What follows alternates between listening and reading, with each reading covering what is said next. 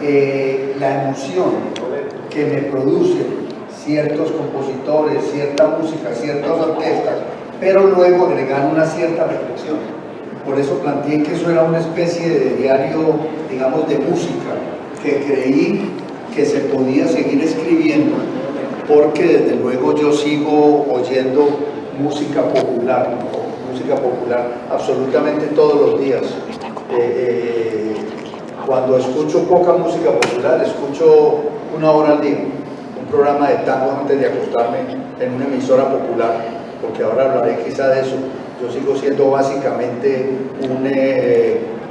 alguien que escucha la música popular en el radio, muy confiado al azar de las canciones que yo no programo, sino que dependiendo del programa me aparecen temas que yo no recordaba o no conocía esa versión. Prefiero un poco que el azar traiga la música. En todo caso, el libro original era las canciones una tras otra, donde venían esas emociones, reflexiones. Una primera parte que era mi evocación de lo que fue mis años, lo que fueron mis años de infancia y de juventud, y la manera como en el barrio viví la música, que es digamos, otro espacio que tampoco se cerraba en el libro, puesto que yo en el libro no hablo sino de mi primera juventud, pero yo luego, cuando empecé bachillerato y ya me le podía volar a mi papá y a mi mamá, tenía 3 o 4 cómplices con los que nos íbamos a Guayaquil. Que Guayaquil, ahora yo cuando veo a los jóvenes lamento mucho que se hayan perdido Guayaquil, o sea, esas cuadras entre Junín y Carabobo, de Maturín hasta San Juan, eso estaba lleno de lugares de tango, de música de la Sonora Matancera y de las puticas que tanto nos ayudaron en esas cosas al lado del Caravana, del tío, que nos sacaron de tantas malas noches. Entonces yo seguí yendo allá, y ya mayor después, cuando hubo lugares de salsa, y ahora en la actualidad frecuento un lugar donde hay música, la Cabaña del Recuerdo, y trato de ir, digamos, a lugares donde haya música. O sea, lo que quiero es decir que esa parte de mi vida tampoco la clausuré. Yo pudiera seguir hablando de los lugares públicos donde voy a escuchar música y qué reflexión me provoca esa música que estoy oyendo, que es absolutamente distinta de la que pensaba cuando descubrí la música en el radio y en los cafés de los barrios. Y la tercera parte eran 9 entrevistas con músicos que ya hoy están todos fallecidos, y esas entrevistas las fui haciendo a lo largo de los años con un nivel de descuido que no le puse ni fecha. Llegaba Manzanero acá, yo lo llamaba, me iba, hablé con él un par de veces. Digamos, cuando me dio la entrevista, estaba en el Hotel Intercontinental, subí un día y nos sentamos de 11 a 1 de la tarde a hablar de música, y yo grabé una parte, pero ya no recuerdo ni en qué fecha. Ninguna de las 9 entrevistas tiene fecha. En fin, todo esto que va para largo es de decirte que el rector de la Autónoma, Rodrigo Flores, y el jefe de publicaciones de esa universidad, Jaime Osorio, a quien le debo este libro, me invitaron a que publicara algo en la colección de ellos. Yo lo dudé mucho, como de si valía la pena reeditarlo, y no sé si es el paso de los años y lo que uno presiente, que es la cercanía de la muerte, que me dio por revisar este libro que tanto quise, y tratar de dejarlo con una revisión, con una mirada más actual, que me reflejara un poco lo que soy en este momento. Entonces la idea era que ese libro, La música que es como la vida, siguiera creciendo, pero al final el cine me tragó, y he mantenido en estos años más actividad escribiendo de películas y escribiendo de cine que escribiendo de música popular. Aquí deberíamos tener una radiola y una discoteca, y con LPs, discos de 45, de 78, y de pronto te acordás de una canción y vamos a ponerla en el disco, no a través de YouTube, pues, sino el esfuerzo de ir por el disco, ponerlo a girar, escucharlo y cambiarlo después. Yo siento que el tono del libro es como la conversación que no termina. son 40 años de conversar con los amigos y conversar mucho sobre música. Pero me interesa mucho también la presencia del barrio y de la radio, como motores de esa educación sentimental que fue producto de esa música popular. En tu caso, en el mío, de otra generación tal vez, quiero que nos hables de eso que el libro tiene, y es el papel del barrio en ese amor por la música popular. Sí, yo trato de plantear en ese texto sobre el barrio, que en realidad todos mis recuerdos de niño están vinculados a la música que yo oía en la casa. Mi mamá mantenía el radio prendido todo el día, y en ese radio, pues era una radio que no trabajaba todo el día completo. A las 12 de la noche ponían el himno nacional y hasta el día siguiente a las 5 de la mañana. Entonces, oíamos mucha música en la casa y yo escuchaba esa música, y la que me gustaba como que emocionalmente la retuve, pero yo no descubrí la música popular, digamos, a un nivel intelectual. Yo la descubrí a un nivel, digamos, emocional, oyéndola en el barrio. Y en el barrio la música era fundamental, porque en las casas el radio era, como no había televisión todavía, el radio era el punto de confluencia de toda la familia. Es decir, el radio daba noticias y había mucho programa en vivo. Y esos programas en vivo eran con orquestas, con duetos. Yo oí a Obdulio y Julián, tenían un programa que llamaba La Serenata del Mediodía. Entonces pasaban programas en vivo, y por la noche, a las 8 de la noche, tanto RCN como La Voz de Antioquia traían aquí todos los grandes cantantes y las grandes orquestas. Por aquí pasaron absolutamente María Luisa Landín, vino Lara, vino Bola de Nieve. Es decir, ¿quién no venía a esas presentaciones? Entonces, lo que trato es de fijar que en ese momento, que es, digamos, una etapa de la vida, la infancia y la primera juventud, donde todo se graba con tanta profundidad, en mi caso está asociado a la música popular, y por eso no logro abandonarlo rápido. O sea, yo sigo oyendo música porque no consigo la vida sin música popular. O sea, yo necesito, cada que tengo 5 minutos, 10 minutos, hago una pausa y la oigo como la puedo oír ahora, como le corresponde casi a un anciano, porque tengo un radiecito que provoca la burla de la hija mía y de todos los menores, porque tengo un radio con el que yo ando. Entonces, yo sé a qué horas pasan los programas de música en la Nacional de Bogotá, en la Bolivariana en Medellín, a qué horas pasa en La Voz de Antioquia. Entonces yo voy poniendo las emisoras porque yo sé a qué horas pasa la música popular. Entonces, por ejemplo, que en la Bolivariana, los viernes a las 10 de la noche hay un programa que se llama Oye mi Son, donde un par de muchachos jóvenes comunicadores hablan digamos, de toda la música tropical, la música del Caribe. Sé que Alberto Burgos Herrera tiene de 8 a 10 de la mañana los sábados un programa que se llama Colombia Bailaba Así. Sé que un par de muchachas, María Inés Fernández y otra periodista, tienen los miércoles de 10 a 11 un programa que se llama Tanguería, maravilloso. Creo que es Tanguería. Entonces, como sea que ahora suena la música, pero te digo, es una dependencia orgánica. O sea, la música popular, yo pudiera dejar todo, menos la música. Y lo he dicho varias veces, para mí la literatura y el cine son fundamentales en mi vida, pero creo que pudiera vivir sin ellas, no pudiera vivir sin la música popular. Orlando, ¿de qué barrio eras tú? De Manrique. De Manrique, pero en esa época no había, digamos, fronteras. Uno podía ir, nosotros nos íbamos a Aranjuez, nos bajábamos a Barranquilla, o sea, uno podía ir a muchos sitios sin que pasara absolutamente nada. Íbamos a Campo Valdés, a diferencia pues de los tiempos actuales, donde esa posibilidad de aparecer uno como un extraño en el barrio no es posible sin jugarse la vida. Cuando vos que me has dicho siempre que no has pasado de la N de fe más para adelante menos.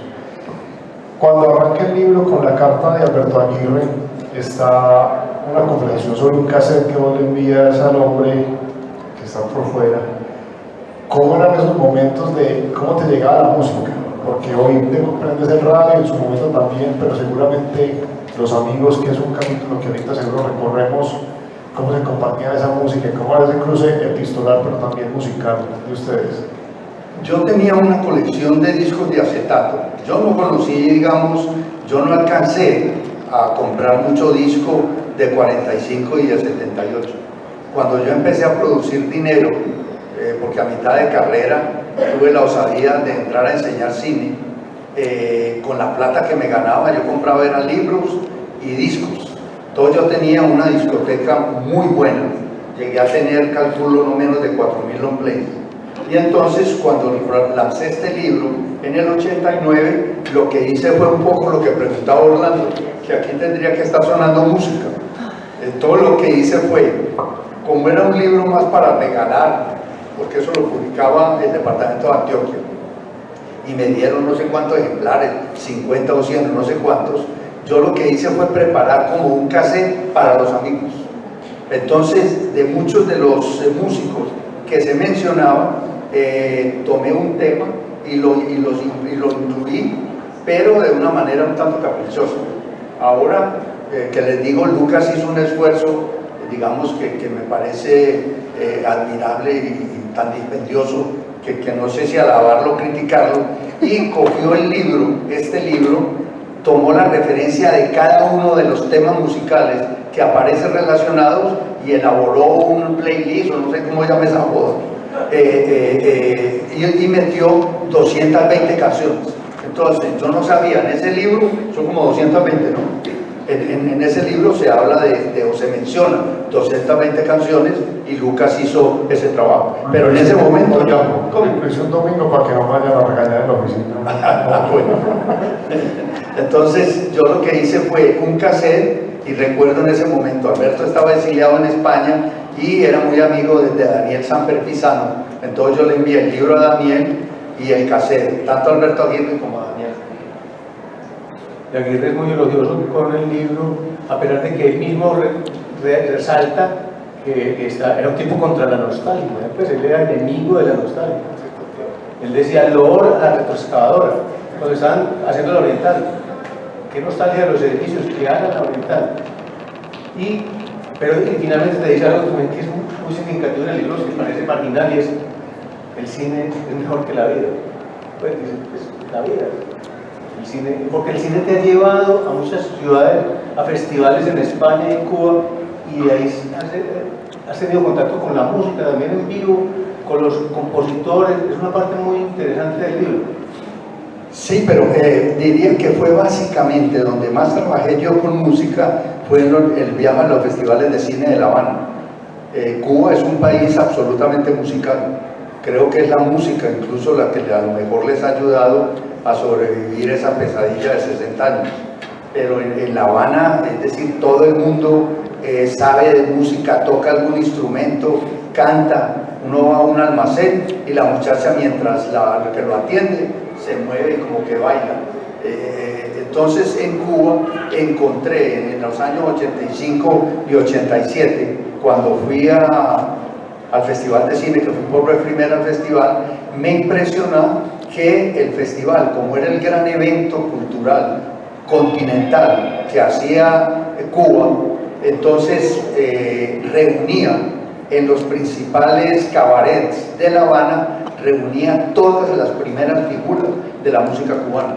Entonces allá pude hacer entrevistas, digamos, a Fran Domínguez, el autor de Tú me acostumbraste, y ese bolero maravilloso, Imágenes, como en un sueño, sin yo esperarte, te me acercaste, pero el destino marca un camino, es decir, un bolero precioso.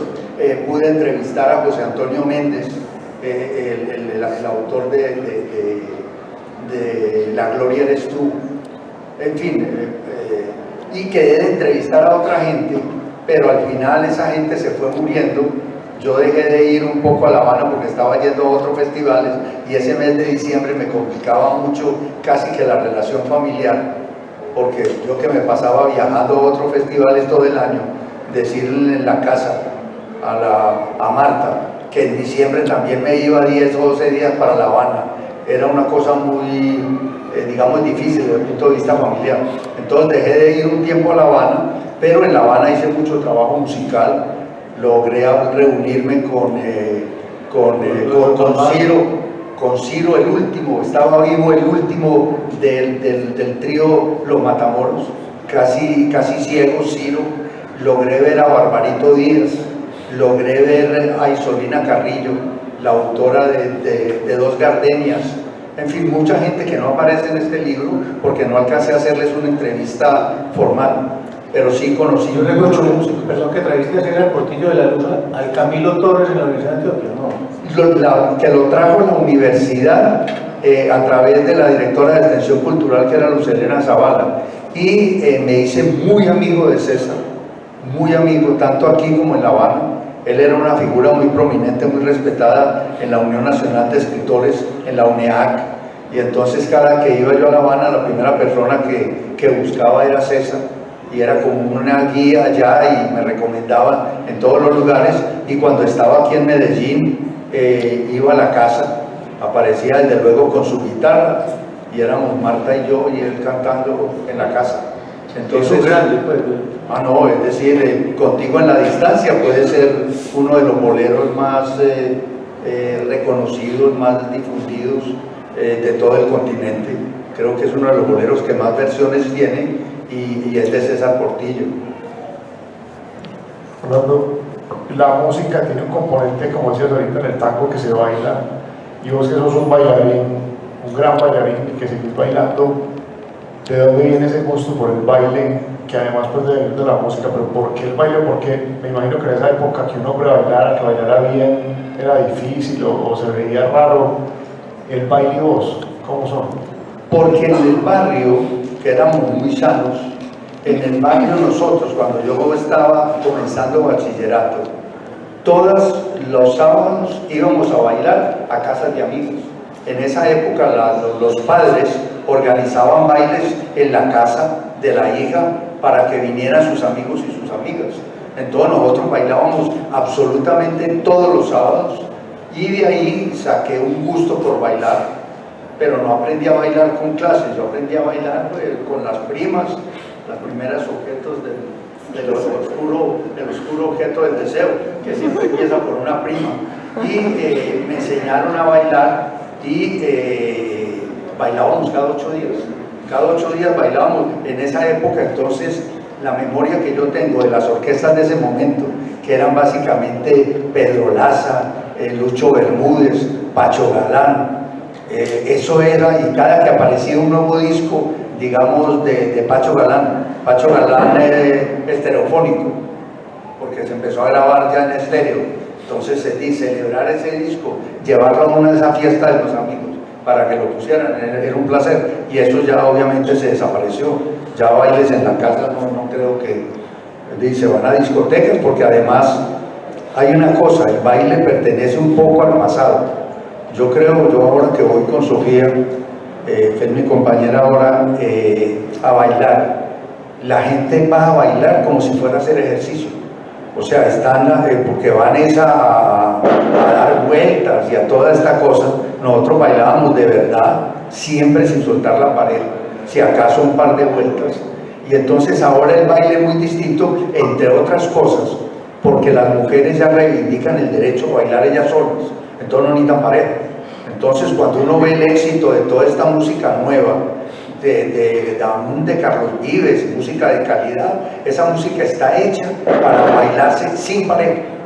Y entonces uno va a una discoteca y ya ve que las mujeres se sacan entre ellas, nunca bailan juntas, desde luego, porque no es un problema de coqueteo ni de flirteo erótico, sino simplemente que es que esta música está hecha para que no se tenga que bailar en pareja, porque en la época nuestra la mujer tenía que esperar a que uno la sacara, y uno, en la medida en que sabía bailar, nunca empezaba con el primer tema, sino que uno se ponía a ver quién bailaba para no pegarse una encartada bien jodida 3 minutos con alguien que no supiera bailar. Entonces las mujeres tenían que quedarse sentadas hasta que la sacaran a bailar.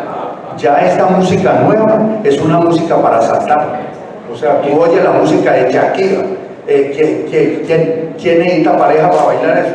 Suéltese allá a la mitad y vaya brincando, como pueda, porque al final usted lo que está es de rumba y haciendo mucho ejercicio, porque a bailar se está enseñando en las cajas de compensación, porque descubrieron primero que era muy buena práctica para los cardíacos, a los enfermos del corazón, y segundo que es una actividad bastante relajante desde el punto de vista mental. Entonces tratan de que bailen al mismo tiempo que ejercitan el corazón, entonces dan vueltas, brincan, etc. Es decir, realmente uno pudiera pensar mucho, reflexionar, hubiera podido seguir pensando en el libro, escribiendo estas cosas que son nuevas emociones y nuevas reflexiones acerca de la música popular. Algo va de la época en que el tango y la milonga se bailaban entre hombres, entre compadritos, y la mujer no tenía un papel en ese baile. Sí, ahora, en la época, Orlando, en Medellín no se bailaba tango. Yo he discutido mucho eso con los tangueros. En la época en que yo descubrí el tango en los cafés de los barrios, o sea, en los años 50, los bailarines aquí se reconocían por nombre propio. El baile del tango es una de las cosas que tiene 35 años en Colombia. O sea, antes aquí los que bailaban tango tenían nombre propio. Recuerdo El Gato, un señor que era sastre en Manrique, y venían aquí al Bosque de la Independencia. El Bosque de la Independencia tenía aquí un salón y en el segundo piso llegaba una orquesta y venían los bailarines de Tejicóndor y mi papá me traía a ver bailar. Entonces pegaba uno aquí abajo, uno quedaba por fuera, pegado así del alambre, viendo bailar y la orquesta arriba. Era una maravilla, pero tango no se bailaba. Hace 35 años yo creo que en eso ayudaron 2 o 3 personas, entre ellos Wilson, se me escapa ahora el apellido, Wilson, que era cantante del tango, Wilson Vélez. Él creó una academia de tango y montó, digamos, clases de tango. Exactamente, era también abogado, pero a él le gustaba ver el tango. Entonces, el fenómeno del baile del tango tiene menos de 35 años en Colombia y se está bailando muy bien, porque ese sí lo bailan en pareja, porque el tango no hay como soltar la pareja. O sea, el eje del baile del tango es el abrazo. El gordo Aníbal también bailaba muy bien. El gordo Aníbal bailaba y daba clases muy simpáticas, muy del gordo. En cambio, estos muchachos lo que enseñan es el mismo tango que uno ve en Buenos Aires.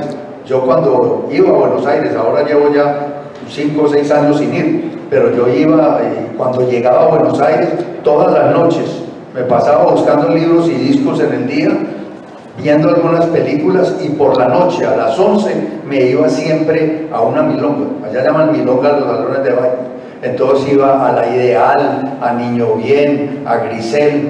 Todas las noches iba a una milonga a ver bailar. Y tanto el repertorio musical como la forma como bailan es la misma, porque estos muchachos van a esos concursos de tango de Buenos Aires y están muy actualizados.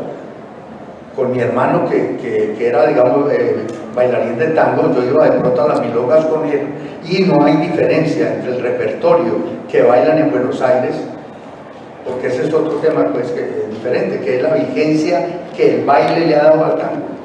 Porque cuando el tango lo escuchábamos y no se bailaba, había un tipo de repertorio. En cambio ahora, como el tango se baila, eso de un lado garantiza la permanencia del repertorio viejo. O sea, aquí en Medellín bailan lo mismo que en Buenos Aires. O sea, las orquestas milongueras, Troilo, D'Arienzo, Miguel Caló, Enrique Rodríguez, o sea, las mismas orquestas, y estos muchachos aprenden y traen la música de allá. Pero eso es un fenómeno, ¿verdad? Todo eso cabría en el libro Orlando. O sea, esa era mi idea, que todas estas cosas que yo he visto recientemente pudieran estar en el libro, pero lo que decía antes, el tiempo es escaso y siempre he estado más en estos últimos años en el cine que en escribir sobre música. Pero siempre has estado atento a las nuevas músicas, pues. Yo creo que ahora la música urbana sí creo que no te interesa mucho, la llamada música urbana, el reggaetón, que podrá crear, digamos, una sociedad alrededor de esa música, aunque cuando salió la salsa fuerte de Richie Ray y Bruce se decía lo mismo que se dice el reggaetón un poco ahora, que eso era un estruendo que no tenía pies ni cabeza. Sí, o sea, yo estoy completamente desvinculado, Orlando. Yo, la música de los años 70 hacia acá, debo confesar que no me llega. O sea, yo no puedo, me han tratado de explicar por qué. Sí, no, pero no puedo, incluso no puedo con Calamaro, no puedo con Charlie, que no puedo con el otro argentino, con Fito Páez. O sea, es que no me dicen nada. ¿Por qué, Orlando? Por una cosa, yo no soy músico. Yo llegué a la música después de querer ser escritor, porque en realidad yo lo que quería era escribir literatura. Y simplemente buscando literatura encontré el cine. Y yo que escribía cuentos que me imagino eran horribles, porque no guardé ninguno, y poemas, entonces me di cuenta que el cine, que yo amaba porque mi papá me llevaba de niño a los matinales, descubrí el cine y entonces mi vocación de escritor la volqué a escribir de cine. Y yo estuve 20 años haciendo crítica de cine en Medellín antes de escribir sobre música. Porque yo mi primer artículo de crítica de cine lo publiqué en El Colombiano en el año 66.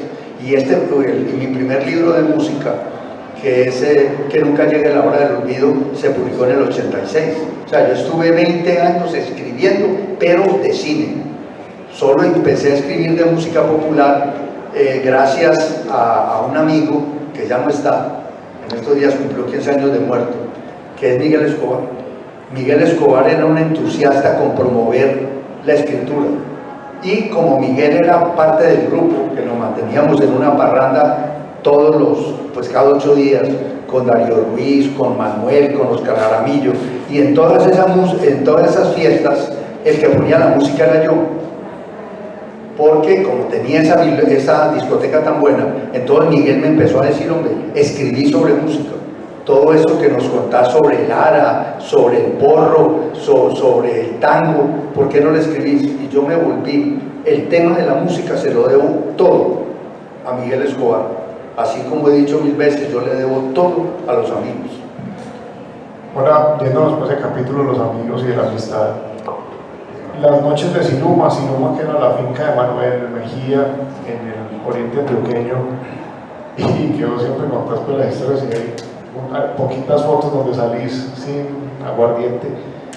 ¿Cómo eran esas noches? ¿Cómo arrancaba? Porque había un ritual especial alrededor de la música. Cuando había música, algo pasaba. Manuel Mejía fue como la figura central, porque fue el único que convocaba a un grupo. Yo conocí a Manuel cuando tenía pretensiones de escritor, hacia el año 64. Yo quería escribir, estaba comenzando carrera, me había encontrado con Elkin Restrepo, que era compañero, digamos, de estudio en Derecho. Él era poeta, yo quería escribir cuentos y poesía. Y conocimos a Manuel, que acababa de llegar de ganarse el premio Nadal con el día señalado. Entonces imagínense, para un muchacho de 20 años que sueña con ser escritor, lo que es encontrar a un hombre de 40, 42 años que ya se había ganado el premio más importante de novela que en ese momento existía en España, que era el premio Nadal. Y encontré en Manuel, en un momento en que uno vivía un poco atraído por la experiencia de los nadaístas de un lado y por el otro la experiencia intelectual que significaba la revista Mito. Manuel para mí fue un descubrimiento por la manera como él tenía de reconciliar la cultura con la vida. O sea, él no pensaba que para ser escritor uno tendría que andar de chanclas, sin afeitarse, que tenía que andar aguantando hambre. No, Manuel era un hombre muy bien compuesto. En esa época andaba siempre de corbata, escribía de corbatas en todos los lugares públicos. Entonces yo en Manuel encontré esa experiencia de un hombre tan grande como escritor, uno de los mejores escritores de este país en muchos sentidos. Entonces encontrar a una figura de ese nivel que de una forma generosa recibió a mi generación y luego vi cómo recibió casi a 2 generaciones que venían detrás de mí, porque Manuel nunca se cejó en su generosidad frente a la gente nueva.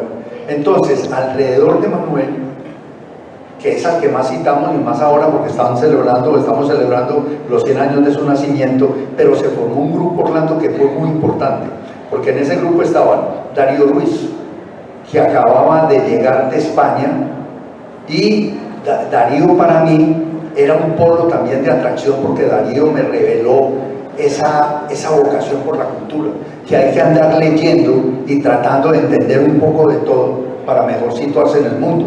Acababa de publicar además un libro de cuentos maravilloso que llama Para que no se olvide su nombre, que son unos cuentos espléndidos, con un prólogo, recuerdo, de Elena Araujo, muy bueno.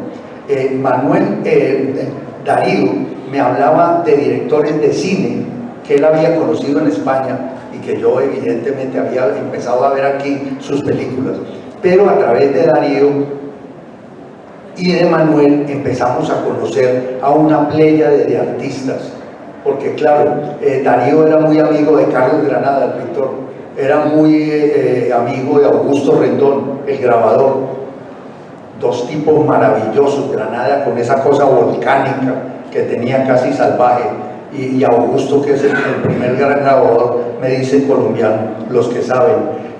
Recuerdo una noche con Jorge Barbogoitia, el escritor cubano, mexicano, que ya había publicado Los Relámpagos de Agosto, había publicado La Ley de Herodes, había publicado Maten al León, y cuando él venía aquí buscaba a Darío, entonces nos íbamos a la casa de Darío y allá nos pasamos una noche con Ibargüengoitia tomando trago y contando historias, un hombre de un humor maravilloso.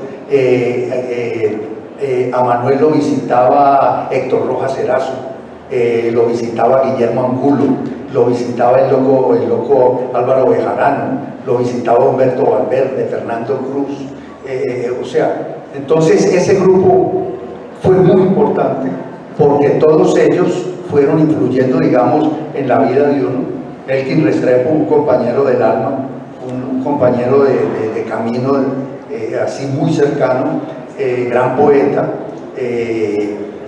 Óscar Jaramillo, que en ese momento era un dibujante de primera línea, digamos, de primer renglón. Con Óscar conocimos el que llamaba, creo que el grupo de los 12 o no sé cuántos, donde estaban todos los estaba Martelena Vélez, estaba Jaramillo, estaba Álvaro Marín, etc. Entonces, lo que quiero es destacar que alrededor de Manuel se creó todo un grupo que nos volvimos amigos. Nadie pensaba si escribíamos o no, hablábamos de libro, hablábamos de cultura, pero hacíamos chistes, nos reíamos, y eso es lo que yo llamo la reconciliación de la vida y la cultura. Pero ¿cómo era la música ahí? La música tenía un papel.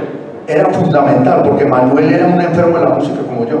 O sea, a Manuel le hacía falta la música con una característica, era capaz de pasarse una noche oyendo una sola canción. Y tenía un dicho, decía, no me le cambies sino aguja. O sea, para decir que podían seguir, no me le cambies sino aguja, decía el viejo, no me le cambies sino aguja. O sea, que la música oírla era fundamental. Y como la gente sabía que a él le gustaba tanto la música, cuando llegaban a su casa cantantes, que eran cantantes de verdad, como Leonardo Álvarez, por ejemplo, que acababa de hacer el disco con versos de León de Grey, que él musicalizó. Todo cuando Leonardo, el hermano de Leonardo Rodrigo, iban a la casa, allá pasaron los Canos, todo el que sabía cantar, pero ojo, cantar de verdad. No era hacer ruido, no era hacer bulla. No, si sabía cantar, que cantara. Si no, mejor poníamos discos y música grabada. Entonces, para Manuel, la música era central. Y siempre, en todas nuestras reuniones, la música tuvo un papel fundamental. Porque además, muy cerca de Manuel estaba Dora Ramírez, la pintora, que cantaba. Y esa casa de Dora en Caracas fue una especie de anclaje de la vida cultural de Medellín en esa cosa, pero esa es otra historia, lo que fue Dora Ramírez en la vida cultural de Medellín. Pero ahí había dos cositas, una que Manuel, pues una de sus frustraciones era el canto, y la otra es que no dejaba que hablaran cuando cantaba alguien como en Bosque Supiera. ¿Era algo así la historia o no? Sí, o sea, nosotros tratamos con mucho respeto la música popular. O O sea, nosotros no oíamos música por hacer recoche, que es lo que suele pasar. La gente pone la música y unos hablan, los otros la cantan, porque no puede uno poner una canción sin que aparezca una voz desgraciada y desafortunada que le dé por acompañar al cantante. ¿Y que se sabe la canción? Ah, no, y lo grave es que se sabe la canción, a veces con algunas imperfecciones. Entonces, esa desgracia Manuel no la toleraba. O sea, aunque Manuel decía, hombre, dejemos que cante el que sepa. O sea, no se trata de hacer ruido ni de terminar luego borrachos, abrazados, como se terminan muchas fiestas donde reina la música popular, que el final es la gente abrazada cantando toda la misma canción, desafinados, como sea. Pero creo que allá estuvo Horacio Ferrer, por ejemplo. Sí, Horacio Ferrer fue porque lo trajo aquí la Gardeliana, creo, y fue con Jaime Jaramillo, que Jaime Jaramillo también subía algunas veces, allá estuvo Ferrer. Creo recordar que en una pared de esas escribió unos versos de una canción, de pronto la rayó esa pared de Manuel. Si no... Eso sí no recuerdo, Orlando, pues ya sé, yo estaba enlagunado alcohólicamente en ese periodo, entonces no sé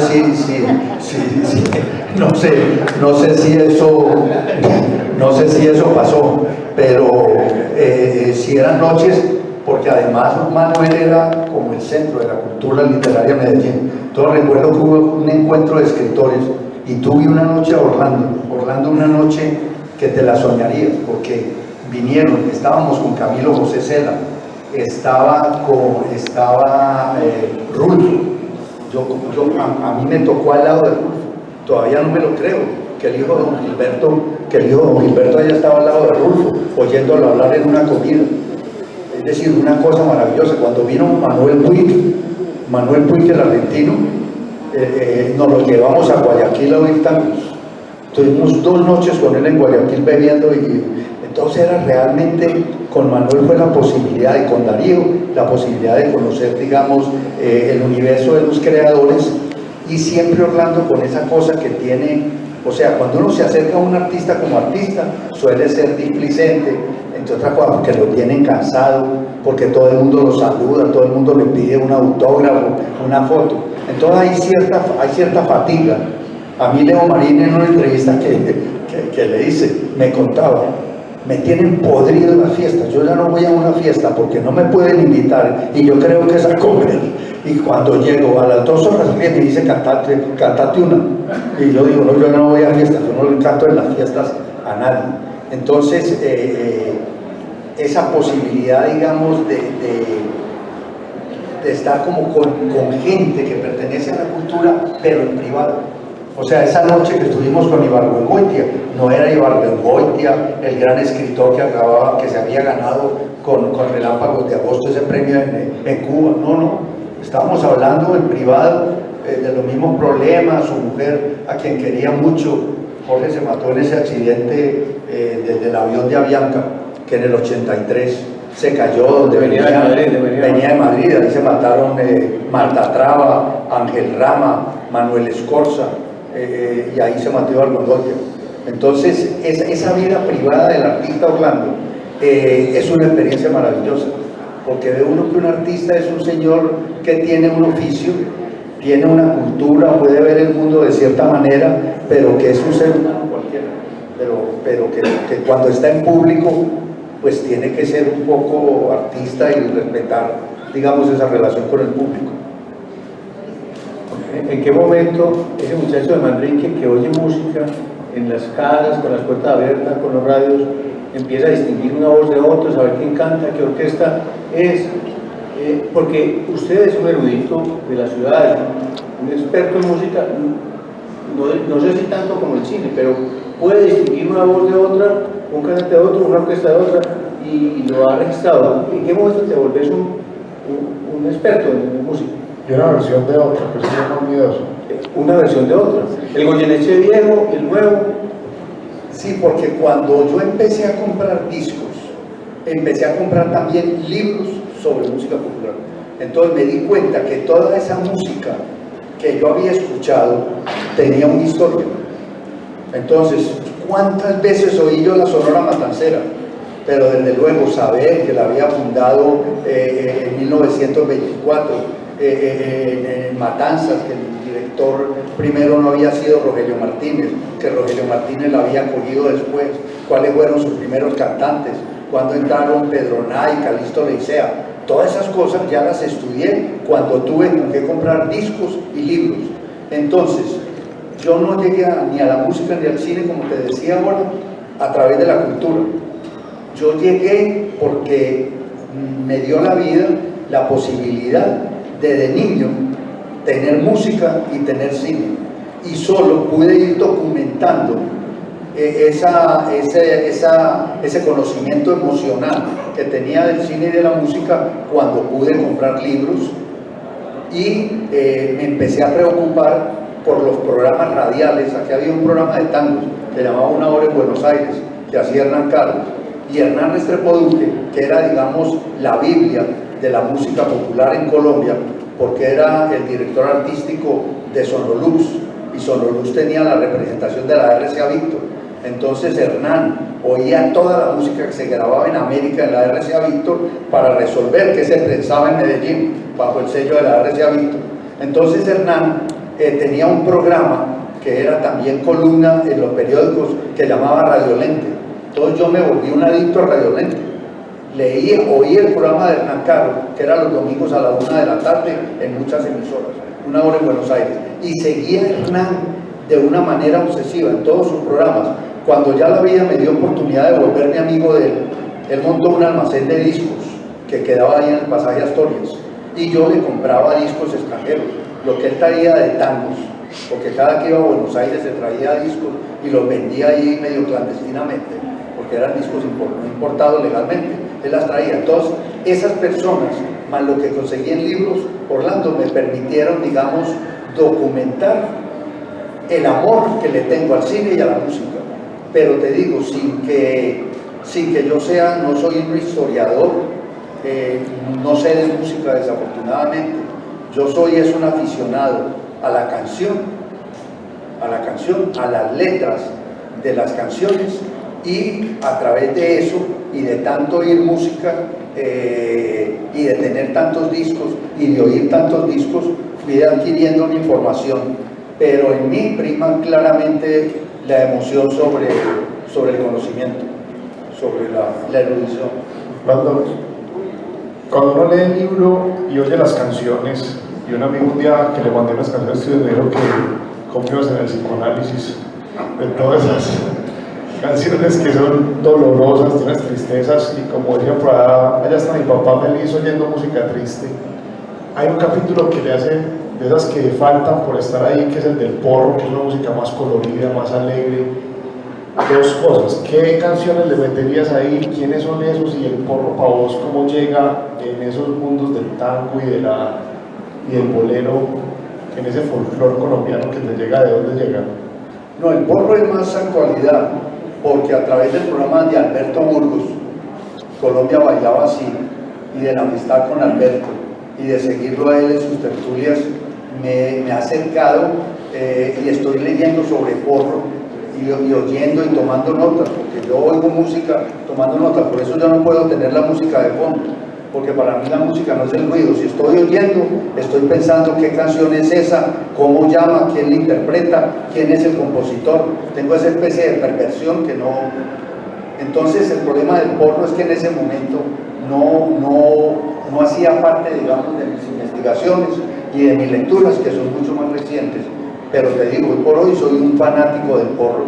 Creo que la música colombiana tiene una deuda con esa música del Caribe, porque las orquestas, los grupos musicales que ha habido, y digamos esa manifestación de una cultura popular que envuelve el porro en toda esa zona de la sabana, es un verdadero tesoro que yo creo que está por descubrir, como creo que está por descubrir la música instrumental colombiana.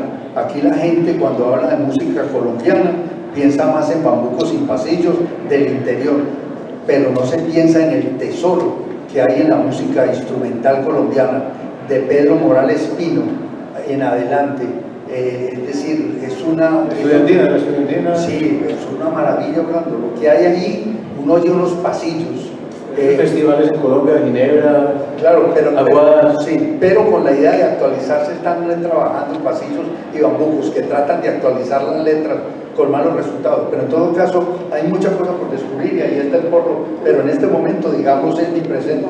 Estoy tomando notas, quién es Pello Torres, cuándo empezó a tocar, qué relación tiene con la orquesta de Laza, cuándo entró a Discos Fuentes. Todas esas cosas que me interesan en este momento estaban muy lejos en la época de ese libro, en los años 85, que estaba cerca del tango y del bolero fundamentalmente. Te faltó decir los nombres, pues yo me acuerdo de las cosas, me decís siempre la rancateta, el barrilete sin cola, que uno oye esos nombres y ya invitan a bailar y a la diversión de lo que son esas fiestas por allá. El barraquete, el 120, la buchaca, no, una maravilla. No, están bien. Preguntas. No, pregunta, el público quiere intervenir, probablemente alguien del público. Tenemos para hacer 2 preguntas breves para que ellos vayan también cerrando y muchas gracias. Muchas gracias, maestro. Quiero hacer un paréntesis. El mejor bailarín de tango de Colombia, no sé si lo conoce, Gonzalo Vaquero, vive en Buenos Aires. Gonzalo Vaquero es uno de los mejores bailarines de tango en Buenos Aires. Le quiero hacer una pregunta, profe, es de duda y es de cuestión de información, pero no es una pregunta académica. Marta Traba, ¿Borges murió en el mismo avión en que iba Marta Traba? Borges no, él se murió ya de muerte natural de viejo. Sí, Marta Traba se mató, eso fue en noviembre o diciembre del 83, ese accidente de ese avión, sí, donde se mató un tipo que siempre me ha impresionado, que es Manuel Escorza, porque lo que es el destino, venía de París a Lima, pero tenía muchos deseos de llegar para la Navidad a Lima y le dio por cambiar el tiquete a un vuelo París-Madrid, Madrid-Bogotá, Bogotá-Lima. Y lo último que le escribió a su señora, en esa época no había ni teléfonos celulares ni nada, fue un cable, uno de esos cables que escribía diciéndole como una gran noticia que había logrado cambiar el vuelo para viajar. Esa muerte de Escorza la cito siempre como un ejemplo de lo que es el destino. Profe, la pregunta es la siguiente. Es que en tu discurso y en tu exposición ahorita, tú nombraste que dentro de la música urbana contemporánea argentina, bueno, tocaste autores argentinos como Calamaro, Charly García, Fito Páez. Tú no estás muy empático con la letra, con la música o con el tono de esos cantautores argentinos, que seas que tú no compaginaba o sí. O sea, que no la siento.